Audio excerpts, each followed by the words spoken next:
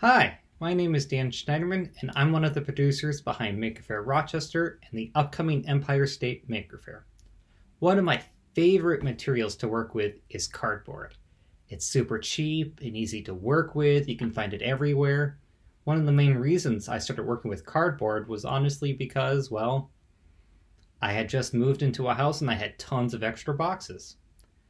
I personally have made everything from cardboard furniture, including the Iron Throne, and lots of different costume bits out of cardboard, including space helmets.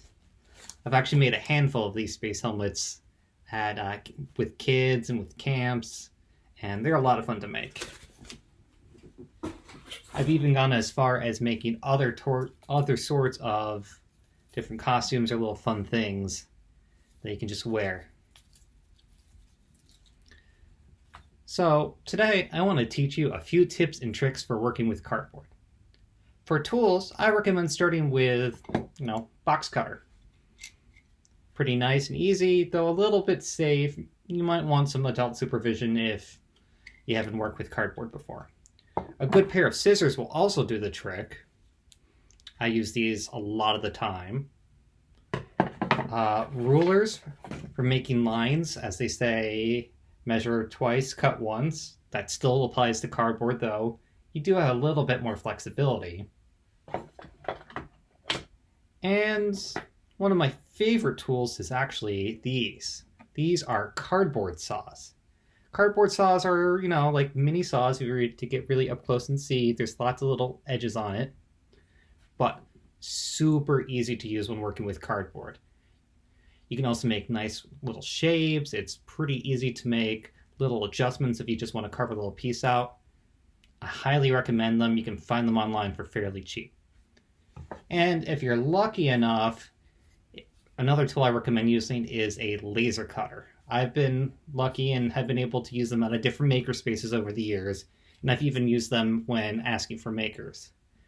Laser cutters will allow you to get a lot of these small little details and do it pretty quickly. Laser going through cardboard, you don't need much power. When attaching cardboard, I recommend using hot glue or brass fasteners. These little things, actually these are pretty big ones that I have. They're super useful when you want to make things move. One of the other things I recommend is using cardboard joinery. It's a little hard to see here.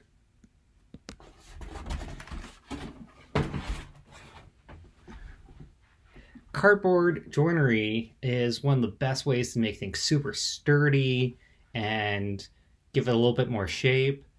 One of my favorite bits of joinery is actually, slot joints.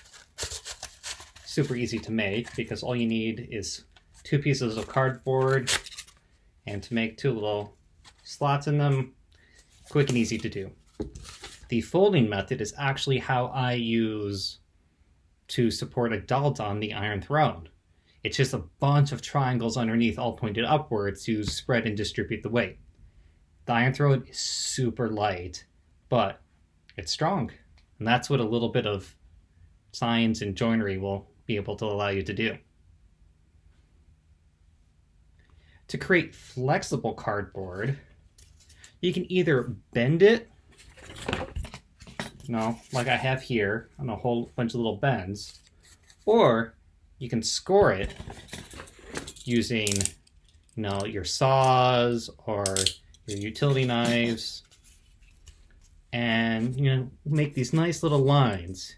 Kind of goes up against the flutes, those little spaces in between, and it's super flexible. One of the other things I recommend doing is going online and finding templates. One of the templates that I've done is, to make cones like this. It actually started off as a shape, just a basic circle, cut it out, removed almost the mouth out of a Pac-Man-like thing, especially if you're to see it all flat, and just kind of bent it a little. You can find tons of different templates out there, Especially if you look at papercraft too, it's a lot of the same type of manipulating material, of taking something flat and making it three-dimensional. To play around with cardboard, I like adding lots of little details, like adding little shapes on top or using a Sharpie to outline things. Kind of gives it another little dimension to it. For first-time cardboard projects, I recommend thinking about costumes or games or furniture or things that you can use every day. One of the projects that I've done in the past is actually, a basic toolbox that kids can quickly assemble. This one's held using duct tape, as I had to, do the project again and again, but you can use hot glue and use it in your everyday life. Some of my favorite cardboard inspirations include creations by the folks behind the Pinbox 3000, which I originally discovered at Maker Faire. It is a pinball machine made entirely out of cardboard. This one is actually a bit decorated by some friends of mine, but as you can see, it's all cardboard. It's lots of fun to build and lots of fun to decorate. I also recommend going online and looking at Instructables, at different photos from Cardboard University, which was with the Exploratorium for a bit. Adam Savage from Mythbusters has done several talks on cardboard, and by going to Instructables and checking out their entire cardboard section, it is massive. There's lots of great tools and tips out there. Now that you have some initial ideas and initial tips and tricks, I recommend jumping into a project and playing around with what you learn. Honestly, jumping into a project is one of the best ways to learn and to make and to pick up a new skill. With all of that, keep on making.